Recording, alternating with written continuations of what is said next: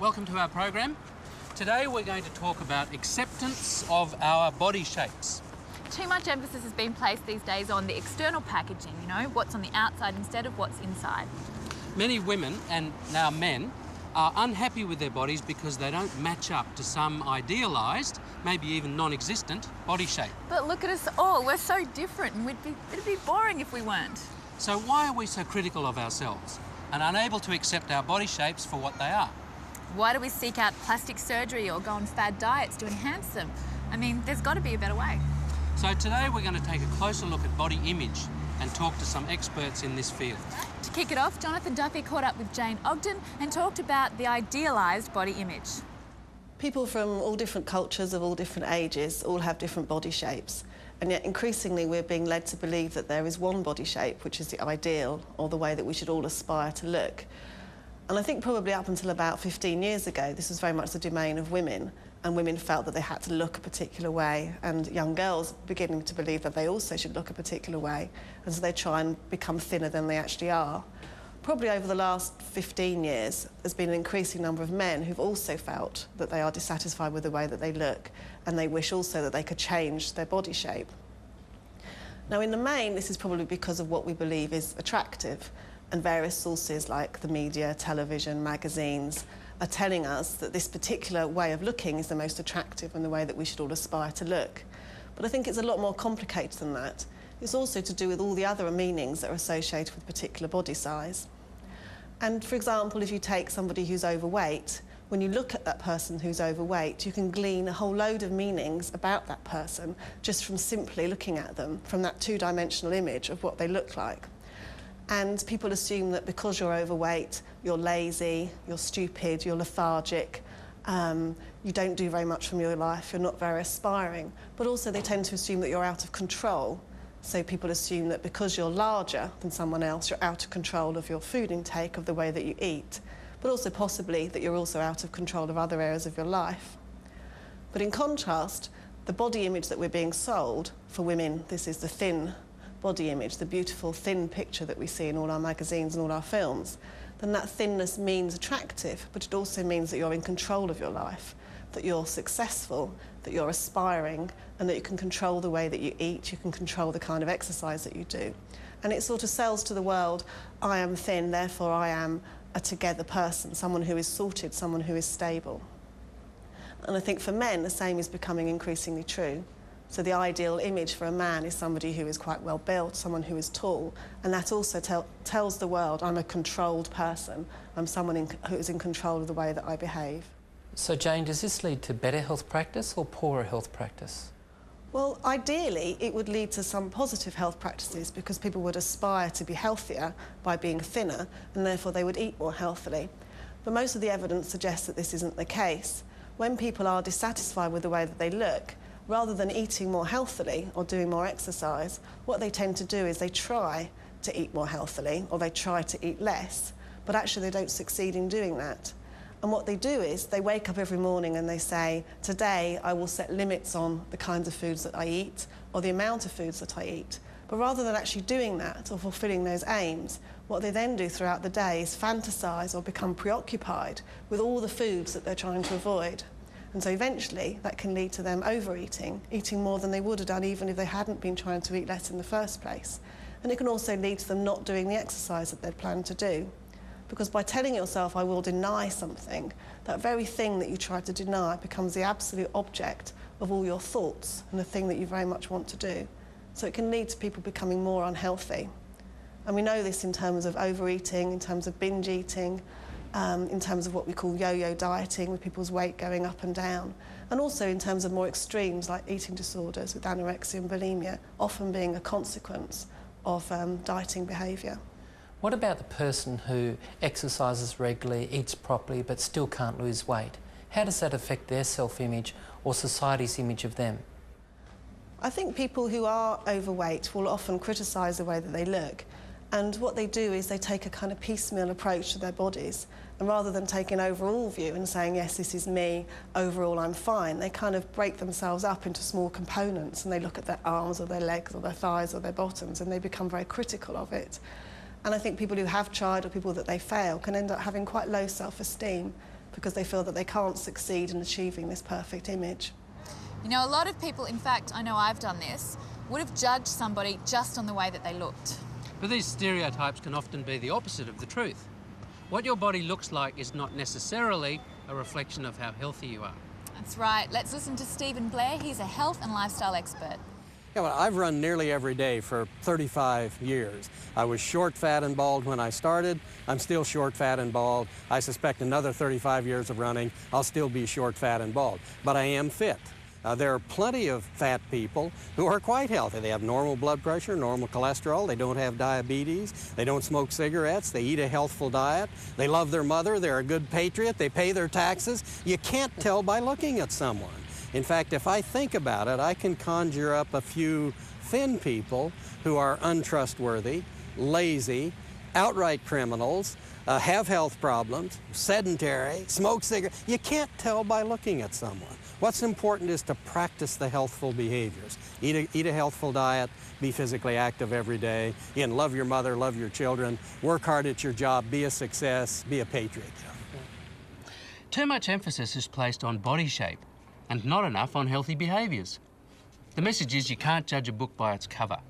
Someone's body shape, size or weight doesn't tell you anything about their personality or their level of health.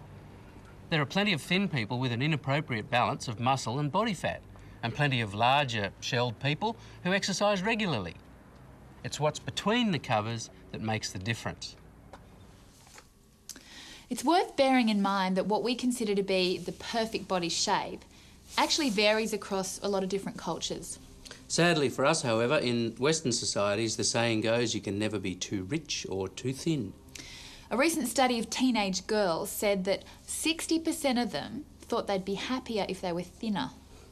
Don't think this applies only to women. In another recent survey, 43% of men said they were either extremely or somewhat dissatisfied with their bodies. But where does this perfect body shape image come from? Here's what dietitian Jenny O'Day had to say about the influence of the advertising and media industries. Jenny, how has the media impacted upon our body images? Look, I think the media's had a huge impact since, say, the 1940s, really. I mean, historically, if you look at the body image of women, for example, and we'll talk about men later, but if you look at the body image of women, it really started to change after World War II. And the body image changed quite dramatically, so that in the 1950s, we saw a return from women wearing say, factory clothes and trousers to women wearing feminine-shaped frocks with waists, displaying, you know, cleavage and waists and a womanly shape that was designed for producing children and looking after families in a very traditional female role. And so that figure, the body image, the perfect body of the 1950s was very much Marilyn Monroe. You know, curvaceous, feminine, female. And what happened in the 1960s, insofar as social change, was that women started to come out of the home more. They were working more in the workplace and participating more in society and demanding more equality. And fashion, of course, had to change for that specific purpose. So we saw the fashion icons such as Twiggy become very, very different, very, very underweight. Twiggy was clinically underweight, and to achieve that look, you had to starve yourself or you had to smoke instead of eat, and that caused a number of problems with body image that have lasted until today. That sort of slim ideal has never really gone away. I think the interesting thing about body image, and something that, you know, parents and children and their teachers need to understand, is that one of the strong driving factors is self-esteem. Body image is part of the child's self-concept. So if they're feeling poorly about themselves and they can't achieve the perfect body, they're just going to feel worse about themselves. So I think good advice for parents is to help build the child's self-esteem away from just physical appearance, but looking at how they do at school, how they do in their friendships, how they do in their hobbies and their skills and their interests in life. There's more to life than just a physical body. Just as Twiggy was underweight, so too are many of the models we see featured and glamorised in magazines. Advertisers for both men's and women's magazines use the body beautiful to promote their products. Listen to what happened when editor Cindy Tebble used a large-size model on her cover. The biggest impact it had on me was when I had been editor of New Woman for a couple of months, and we decided that we would continue a campaign that we'd been doing about body image that had been very popular with the readers, looking at why we seemed to see so many thin models everywhere when certainly everyone in the office, the people that we knew around us, didn't necessarily conform to that media image. So we thought, let's do an issue on body image, which we based around some information that had been done in a 30-year survey by Psychology Today magazine on body image, showing that people felt worse about themselves after 30 years of dieting, spending money on weight loss products, going to the gym, you name it, than they had before they were, made to feel that they had to do this. And we thought, okay, let's put a size 16 or a bigger model on the cover. And we used a woman called Emmy, who's a plus size supermodel in the States, and we shot her in New York and put her on the cover, and we called it The Big Issue. And it went out, and we were inundated with letters from readers who were surprised, grateful, thankful, more letters than I'd ever seen come into the magazine since I'd been working there, and I'd been there at that stage for about 8 years. But one of our major advertisers, a cosmetic advertiser, pulled their business from the magazine for a period because they didn't feel that that type of topic, a discussion about body image, was something that they thought their advertisements would look good next to. So, and advertisers like an environment that suits their products. After that issue came out, I was encouraged by the management of the magazine to stop promoting what they told me were unhealthy ideas. So for me to say to the readers, maybe stop dieting so much, don't consider plastic surgery unless you've really looked into it, all that kind of notion that we should maybe think about other things, to them was unhealthy. I was basically, if you say to people, stop obsessing about your body, they think it means just let everything go to, rack and ruin. And I couldn't continue with that kind of line. I wanted to keep promoting the body image because it got such a great response from the readers. So I parted company with the magazine rather than continue on with articles about plastic surgery and how wonderful it is. Yeah, and I guess my message to people of all ages is to become more aware of this kind of how the media operates, really, why it's there. It's there for as a vehicle or an environment for ads. The ads are there to keep us consuming products, and nothing, they're promising us the world, in a sneaker or a face cream, and really until they become a bit more attuned to how we really feel and what we really need in the society, a new sneaker and a new face cream isn't really going to help any of us achieve success in our lives or happiness or fulfillment. And in a world where people are becoming increasingly concerned about the morality of the corporate world, I think the advertising industry and the media industry have got a lot of questions to answer from the public, and I think the public should start asking them. Studies have shown that one of the most common behaviours that leads to an eating disorder is actually dieting. Over 90% of women in this country have at some point in their life been on a diet. Fad diets promise remarkable results and fast weight loss. The problem with fast weight loss, though, is once you start eating normally again, the weight just comes straight back on and sometimes brings with it some extra kilos. The key to losing weight and keeping it off is slow, steady weight loss. Dietitian Jenny Pearce explains. Jenny, with so much emphasis placed on body image, dieting has become a multi-million-dollar industry. How do we know which diet regime to follow? Well, unfortunately, one of the problems is there is just so many diets and people don't know which one to follow, so they probably might try a whole remit of them, or they probably just pick one or two and stay on them. And when they fail, they feel like they're a failure themselves, and so they just give up trying to make a health change. There are a number of fad diets around, and they're usually based on magic or a little bit of misinformation, or they focus on one food, or they do all these bizarre things that encourage people that there's something special about them. And the problem is people can't stay on them. To give an example of some of them, one would be like the one food diet, for example, where it's like the bread diet or a grapefruit diet, where you just eat one food all day, every day, and you soon get very bored and very sick of that, so people can't maintain it. Another example would be the high protein diets, where you eat a large amount of protein. Now that makes you feel full, so you tend to eat less, so that results in some weight loss. But again, you can't maintain that long term. One that we're quite concerned about is the high fat diets, because they can actually increase your risk of heart disease because of the amount of saturated fat that's consumed.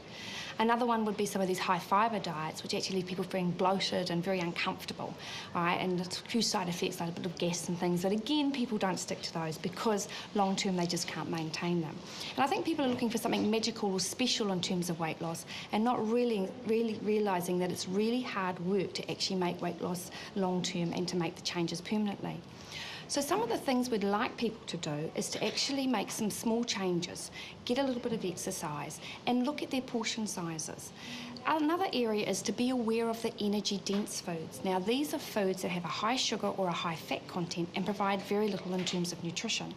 And the key issue here is that it's really easy to overeat on these foods, so you tend to eat a lot of them, get a lot more calories for very little nutritional value. So we want people to read labels very carefully. A big concern is the fad dieting creates this yo-yo syndrome, and that's where people lose weight and they gain weight back again. And each time they lose weight, they will also lose a little bit of muscle mass. But unfortunately, when they regain the weight, they regain back predominantly fat. So they actually end up heavier in terms of body fat than what they were when they started. And that's incredibly destructive for people. So the key to actually wanting to maintain and lose weight is to take it slow and steady. And sadly, that's not a message that we find very easy to sell to people.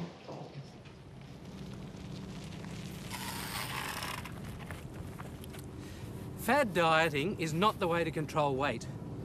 What we need is a pattern of eating and exercise we can keep for life. The emphasis of diets is on reducing food intake, but another way that we can balance energy is by increasing the amount we burn up. With increasing numbers of people in Western society becoming overweight and obese, we're facing health problems never seen before. Here's health and lifestyle expert Gary Egger. Obesity is probably the fourth biggest cause of concern in the world over the next 100 years. And WHO has put it down as number 4 after cancer, heart disease and AIDS.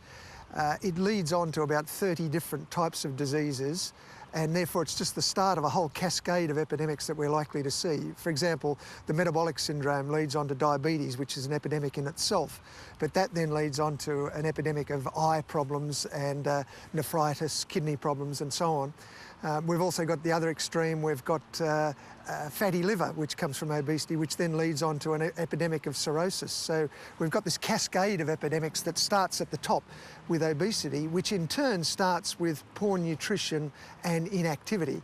It's a major issue, and I think over the next decade at least, we're going to see major interventions to have to deal with this. Another key issue with obesity that needs to be considered is not so much just the metabolic health problems, and we know that there are metabolic health problems. Diabetes is the main one, but that leads on to heart disease and leads to other metabolic problems. But it's the mechanical problems that are an issue.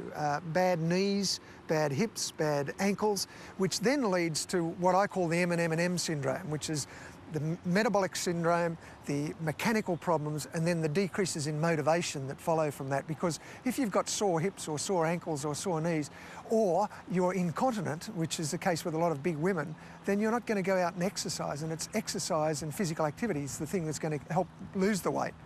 So in not being able to do that, you're again in a vicious cycle of putting weight on continuously. The problem with interventions for obesity is nobody really knows how to do it. This is unique in world history. This is the biggest epidemic, biggest behavioural epidemic that the world has ever faced. And there's no roadmap, there's no guidelines for it. It's all try and see. At the moment, the major treatments have been clinical. They've been one-on-one. That is, a nutritionist, a doctor, an exercise person with a patient. And whilst that helps those people at high risk, it doesn't help the population as a whole. And there's no way that we can deal with the 67% of men and 55% of women in Australia and New Zealand, at least, who are overweight or obese. So we have to look to population ways of dealing with it. And that means by getting a lot of people to lose a small amount of weight rather than getting a few people to lose a lot of weight. And really, the good news is that they only have to lose 5 to 10% of their body weight. And in some cases, they don't have to lose anything, provided they keep active to therefore get the health benefits of it. I think diet is a four-letter word. I think it stands for a depressing, inexcusable expenditure of time, because basically that's what it is. If you go on a diet, you come off a diet at some stage. And if that's the case, then it's not going to work. Anything that works for long-term weight loss has to be a lifestyle change. And in saying that, it has to also be enjoyable. If it's not enjoyable, you can't do it for the rest of your life, and therefore it's not going to work. So it has to be a lifestyle change that doesn't involve hunger. Hunger is a very, very powerful drive, and people can't maintain hunger for the rest of their lives. They have to be able to eat enough food to satisfy hunger. Now, it might be a different type of food, and they may lose weight through eating that different type of food, but it's certainly not getting hungry, and it's certainly not eating enough food. I think the underestimated aspect of physical activity, if you think of it, there's two sides to it. There's energy in and there's energy out.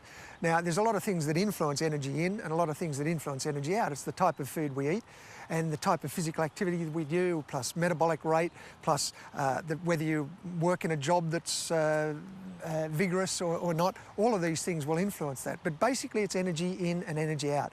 We've concentrated over the last 20 or 30 years on the energy inside of it.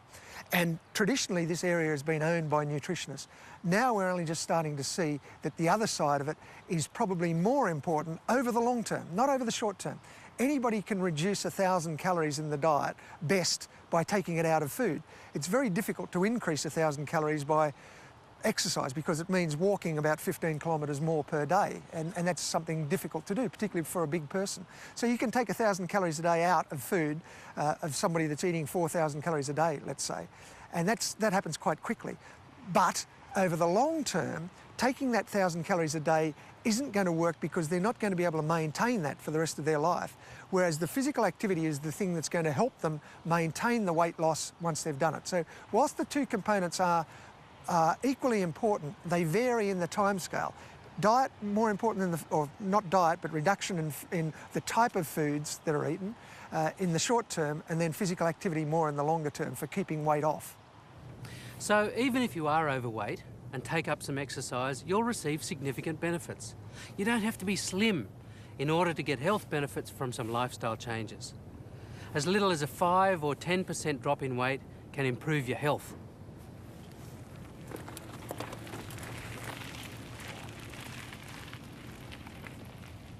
Ever been on a binge when you're feeling pressured or under stress? Like, it means that you're eating because you've had some sort of emotional reaction instead of because you're hungry. You might have feelings of anxiety, you might be lonely, depressed, feeling like you don't have any control over your life, or maybe you're just bored. Well, while comfort eating will hit the spot in the short term, in the long term the underlying problem will still be there until you acknowledge it and deal with it. Deanne Jade spoke to Jonathan Duffy about when emotional eating becomes a problem. Deanne, how do our emotions interrelate with our eating? Well, some people call emotional eating comfort eating, and basically it's the kind of eating that you would do that changes your state of mind rather than satisfies your physical hunger. And by that I mean it's the kind of eating you do which makes you feel better or comforts you or consoles you because you're feeling bad or miserable. Is stress the most common trigger for people eating? I think it's more a matter of emotional discomfort. Some people have great difficulty with key emotions like anger, guilt, anxiety or worry, depression, loneliness, and actually just feeling bad about themselves in general. And they don't like this emotional discomfort. And when they feel this discomfort, rather than deal with the emotion head on, they eat it away because either they haven't got permission to feel these feelings or because it's really difficult for them to cope with these feelings. Deanne, how do we combat comfort eating? Well, there are many things that can be done, and I need to point out that combating comfort or emotional eating is not about doing lengthy psychotherapy. It's all about building what we call emotional resilience. And the first thing really is to be well-nourished. If you're well-nourished, your brain is less irritated and you're much more likely to be able to deal with your feelings rather than eat them away. The second thing is develop a wide emotional vocabulary. That means naming your feelings, actually identifying what they are, not just be feeling low or feeling okay, but name what you're really feeling. And in this way, you're less likely to be in discomfort with your emotions and more likely to be able to handle them appropriately rather than just eat them away. Then I would suggest legitimizing those feelings, because all of the feelings that people are scared of are felt by people, whether they're overeaters or not. So just having permission to feel these feelings is very important, and you're less likely to be scared of them and want to suppress them under mounds of chocolate or ice cream. I reckon the next thing, once you've named and legitimized your emotions, is to learn some very good skills for dealing with them. And one way you can do this is by books. There are lots of self-help books there about managing anger, managing anxiety, guilt, loneliness. Solve the problems that are generating these emotions, rather than just being scared of the emotions and eating them away. And part of managing emotions is, I think, about developing good communication skills, learning how to express the things you want. Most people think they want food or want cake. They don't know what they really want, and they don't know how to ask to get their wants met or to get those needs satisfied. In order to be able to do all that, I think it's important also to learn how to relax. And yoga, meditation, playing a relaxation tape, or even going out and doing some exercise is a great way of learning how to relax. And it also occupies eating time to a certain extent. So it's a good way of dealing with emotional eating. I think wrapping all that up, we could say that dealing with emotional eating is about building emotional resilience. Doing that takes time. It's not going to happen overnight, and a certain amount of emotional eating is normal anyway. Eating does make us feel good and feel better, so a little bit of that does no harm. And once you've got all those skills in place, then emotional eating will have what I might call its normal place in your life, rather than being the only way you can have a relationship with food. When you think about it, our bodies are a lot like this mandarin. On the outside, it's all pitted and wrinkly and not so perfect. But on the inside, ta-da, juicy, yummy fruit, full of flavour. So, don't judge someone by their outer shell. Exactly my point. You've got to accept yourself, shell and all. Accepting ourselves for what we are. It's easy enough to say. Yeah. But how do we actually do it? Well, Jane Ogden has some ideas. Fruit. Yes. Jane, none of us have the perfect body. So how do we go about accepting the body that we've got? I think there's many kind of glib ways of going about trying to encourage someone to accept the way that they look. And there's a whole literature out there which says, you know, be happy with the way that you look, accept the way that you look, kind of, you know, rejoice in the fact that you are different. But I think for those people out there who still feel that they are overweight, they're a different size than they would like to be, or they're too skinny or too fat or whatever, then that doesn't really is not really much help to them to just think, I've got to be happy about it. So I suppose there's some ways that maybe you can try and enhance that. One is to try and encourage yourself not to take this piecemeal account of your own body, and rather than sort of looking at individual components and saying, this is my legs, my arms, my thighs, my bottom, my stomach, actually try and get the overall view and the overall picture. And I think the more you do that, then the more you can let some bits of your body compensate for other bits of your body and perhaps feel more positive about it. Another way to do it is to realise that probably you are your own worst critic, and that if you reflect on how you look at other people, mostly we're quite tolerant of other people's bodies, and we look at other people and we let them get away with a bit of fat, or being too short, or being too skinny, or having, you know, bodies that aren't ideal, and we're actually quite tolerant and quite happy with them not being perfect. But then when we look at ourselves, it's us that are the people who are the most critical of our own bodies. And maybe if we realise that other people aren't as critical as us, then we can try and learn to not be as critical of the way that we look ourselves. I think another important way is to develop a healthy scepticism about the media and the film industry. And when you're being bombarded with images in magazines or on the television, first of all, to not look at them and think, I wish I were like that, but to look at them and think, well, you know, are they happy? Do they really look like that? Is that a matter of lighting? Is that a matter of clothing? You know, how much have they had to starve themselves to look like that? And would you really want to aspire to be in that person's body? And I think the final, probably most important thing is to try and unpack what it is that you think would happen to you if you had this perfect body. And rather than people thinking, I would just have the perfect body, people also load on a whole load of other kind of expectations from this new world that they would have if they were thinner, or if they were better built, or if they had a better body. And they think, I would have a better body, and I would be happier, and I'd have better relationships, and I'd be more successful, and I'd feel more in control of my life. And all these other expectations are in there, rather than just thinking, actually, I just have a different body size. And if you try and unpack that, then maybe what you can do is you can take those expectations and try and get them in a more direct way. So if you want better relationships, you want to feel more in control of your life, or have a more successful job, then go about doing those things directly, rather than thinking they would simply be a consequence of changing your body size. And I think that's why body size is so important for people, because people think, if I could change my body size, then all these other aspects of my life would change automatically. Whereas in fact they wouldn't. You could spend the rest of your life dieting, or having plastic surgery, or doing loads and loads of exercise, and at the end of the day your body size might be different, but your relationships, your job, yourself, your happiness would all be exactly the same. They wouldn't have changed. So what you should do is try and change those things directly. Certainly being a particular body shape won't guarantee happiness or even healthiness. Instead of focusing so much on what we look like, shift a gear. Focus more on exercise and eating better. And accepting ourselves for who we are and celebrating the difference. Remember, we're our own worst critics. If we can accept others the way they are, then surely we can accept ourselves. And let's take the guilt out of eating and focus instead on good nutrition, daily exercise, relaxation and rest. Thanks for joining us. Bye for now.